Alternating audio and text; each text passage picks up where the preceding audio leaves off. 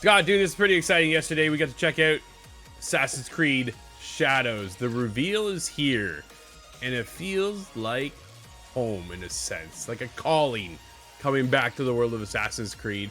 We're heading somewhat back to what it feels like the Altair days, where we're going to be in the shadows, in the weeds of it all, hiding, being stealthy, and then popping out. Let's talk about it.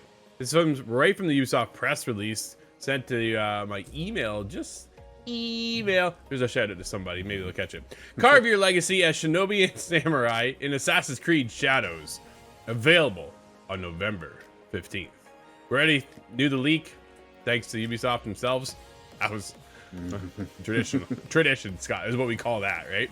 But yeah, a return to form. Man, Ubisoft announced that the next installment in the Assassin's Creed franchise, Assassin's Creed Shadows, will release worldwide on November 15th. The game will be available on Ubisoft Plus, PlayStation 5, Xbox Series X and S, Amazon Luna, Mac with Apple Silicon via the Mac App Store, as well as Windows PC through the Ubisoft Store and the Epic Game Store. Players who subscribe to Ubisoft Plus or purchase the Ultimate Edition can get the game 3 days early on November 12th. This is led by Ubisoft Quebec, the same team that brought us Assassin's Creed Odyssey. So then my mind goes, how big is this? Right? There's a lot of, what are we getting into here, right? Assassin's Creed Shadows will immerse players into 16th century Japan, something we've been asking for a very, very long time. The country is heading towards a brutal path of unification where unrest grows as new coalitions appear and corruptive foreign influencers infiltrate the land. Yeah, dude, Rise of the Ronin. Players will experience the intertwined stories of Neo, an adept shinobi assassin from the Inga province, and Yasuke, the powerful samurai of historical legend. Discover their personal stories, meet pivotal historical figures, and shape the duo's common destiny as they usher in a new era for Japan. The trailer starts with Neo. And it's, dude, she's got the hood. She's chasing somebody. It looks really real. I'm like, yeah, we're going in this shadow. I feel like we're already in this bit of a stealth, even though like we're chasing down this target. And then Yasuke is on the other side of the fence. It looks like they actually start off as enemies because it looked like Yasuke takes over her village at the very beginning of this trailer. And then by the end of it all, they come together for one common cause. What is that? Do they join the Brotherhood together? Are they looking for that Apple of Eden kind of scenario that we've had in the past Assassin's Creed games? Definitely a lot of questions popped up into my mind, but the trailer looked awesome. The trailer looks what I was looking for, but again, dude, this is a cinematic trailer, right? Not gameplay, just pure cinematic. How far are they going to be able to push it to match the cinematic?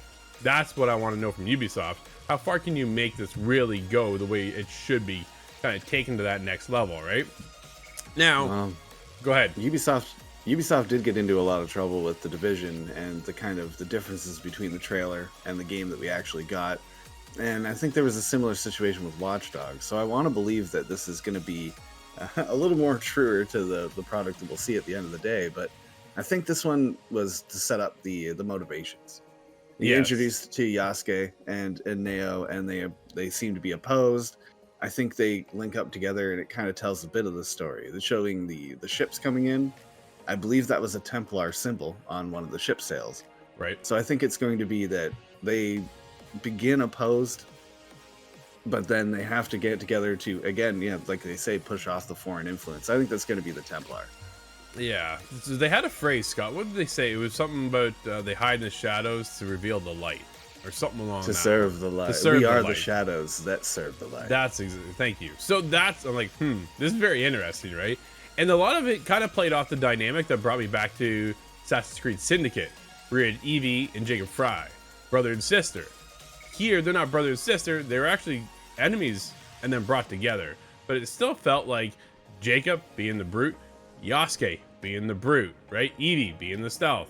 Neo being the stealth as well. So there's a couple things there. I'm like, this plays very familiar, I'll call it. But it's probably going to be a heck of a lot different overall. Then I saw some other things pop up. Well, let's get into the rest of the article because there's a lot. more still to kind of get into, as Neo and Yasuke players can master 2 complementary playstyles with each other's characters featuring their own progressive paths, skills, weapon options, and stats. Whether they embrace Neo's stealth skills or Yasuke's combat powers, players will have plenty of ways to approach objectives. Dude, I'm all stealth. Like, this isn't even a question for me. I know already which way to go. Which way are you going? I'm definitely all for the stealth, because I had the fear that this game was going to fall into the RPG lineage of these games. Yeah. And I wanted it to stay kind of as a Mirage thing, but it does appear that you can do both those things simultaneously. I wonder if it will force you to play as Yasuke. Because I don't know if I want to do that necessarily, because I like doing the stealth through and through. Yeah.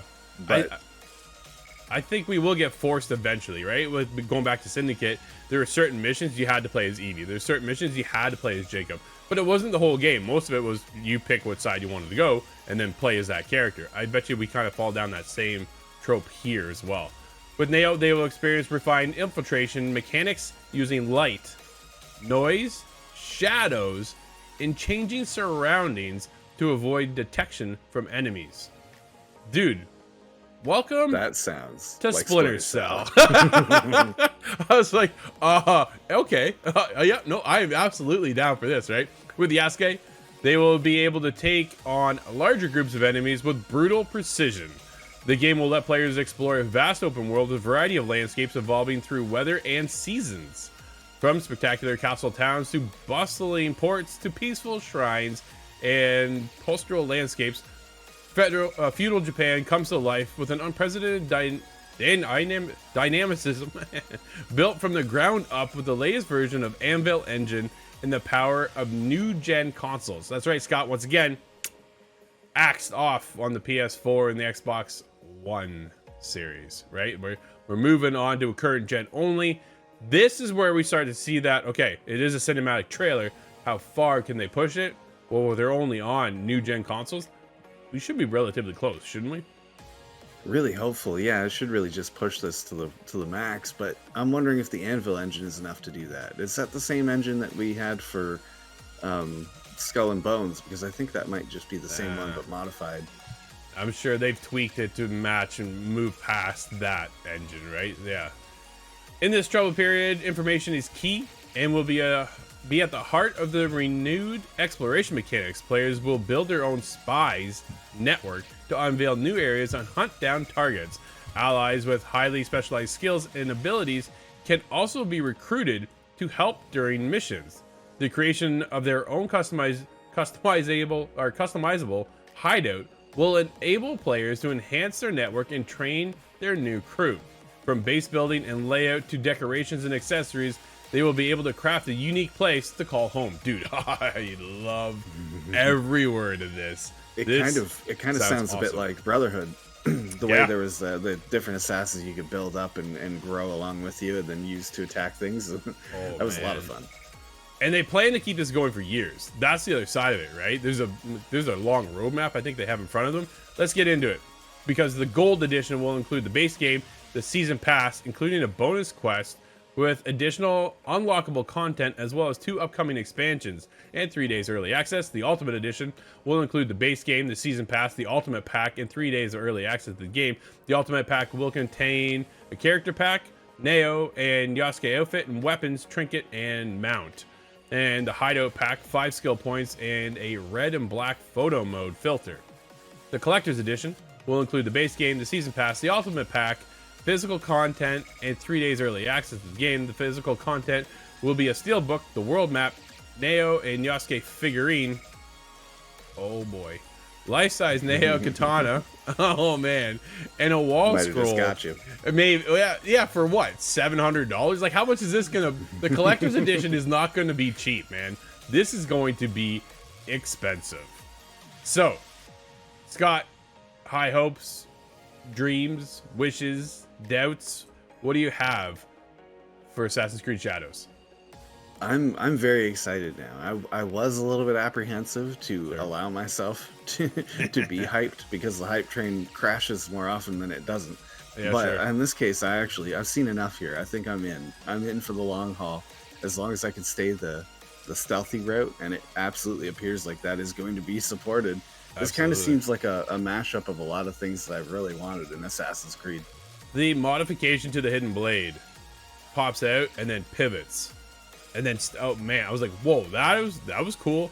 The dual blade coming back and be able to take out two. I don't even know it's a dual blade. It looks like just two spears or two knives Could've came been two down, little right? knives, yeah. Which works for me as well because it's been gone for so long from the series. It's always just gone back to one now. And man, I'm like, I could really use a double assassination when I jump off of something, right? I also heard they're going away with the synchronization points, which is honestly one of my favorite points of Assassin's Creed. I know it's a bone of contention with people, but I honestly like it. And you get the nice view.